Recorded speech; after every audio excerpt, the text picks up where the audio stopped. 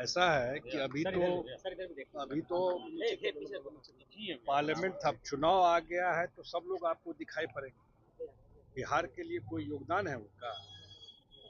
Parliament में ही अभी आप लोग भी जानते हैं इतना इम्पोर्टेंट वक्फ बिल था, तो कहाँ बोले लीडर अपोजिशन है? बोलना चाहिए था ना, अगर लगा कि ये है।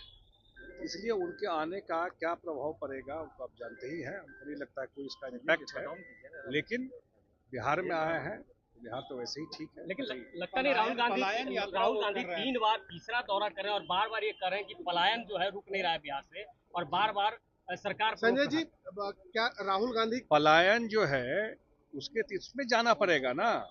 पलायन कब हुआ? जब यहाँ सरकार थी आरजेडी और कांग्रेस की, सारे यहाँ से डॉक्टर चले गए, सारे यहाँ से जो इंडस्ट्री के लोग थे चले गए, बड़ी संख्या में स्टूडेंट यहाँ से चले गए, तो बताएंगे ना पलायन कब हुआ। नीतीश कुमार जी तो बहुत सारा काम करके जो पलायन हो रहा था वो स्लो डाउन हुआ। अब रिवर्स माइग्रेशन भी धीरे धीरे होगा। अब जो काम शुरू हुआ है, अब इंडस्ट्री लगेगा यहाँ पर, लेकिन ये बताना चाहिए कि हिस्टोरिकली पलायन हुआ कब, किसने अन्याय किया बिहार के ऊपर। सरकार उनकी थी तो झारखंड और बिहार एक था, कभी फ्रेट इक्वलाइजेशन में बिहार में यहाँ कोई इंडस्ट्री नहीं आया।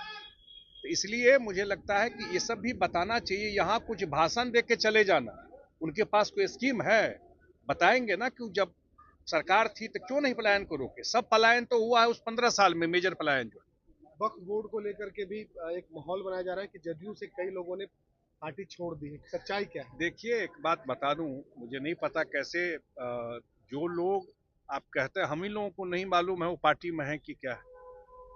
अब इसको इस तरह से प्ले करना चीजों को, तो मुझे नहीं लगता है सही है। हम लोगों ने पहले भी कहा है और हाउस में भी ये बात कहा कि मुख्यमंत्री जी से बहुत सारे लोग मिले थे, और मिले थे उन्होंने जो बात रखी या हम लोग को जो फीडबैक था, हमारे जो प्रतिनिधि थे उसमें दिलेश्वर कामत जी, उन्होंने हम लोग की पार्टी की बात वहां रखी।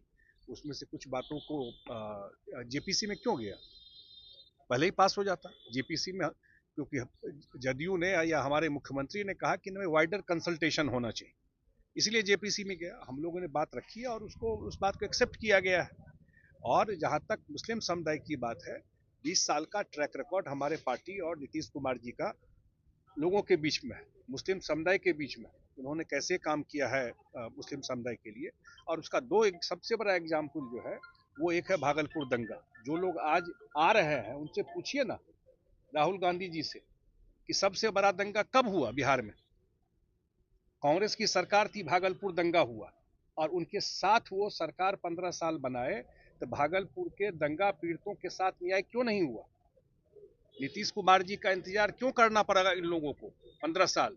नीतीश कुमार जी जब आए, आज जाकर के भागलपुर में देखिए जो दंगा पीड़ित है उनको मंथली पेंशन मिलता है। ये 2006 के बाद शुरू हुआ, ये उनका ट्रैक रिकॉर्ड है।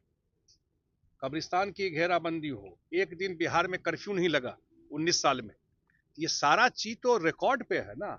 और आगे भी नीतीश कुमार जी जब तक है उनका अहित कभी नहीं होगा। एक सवाल और है कि मंत्रिमंडल विस्तार हो गया बिहार में।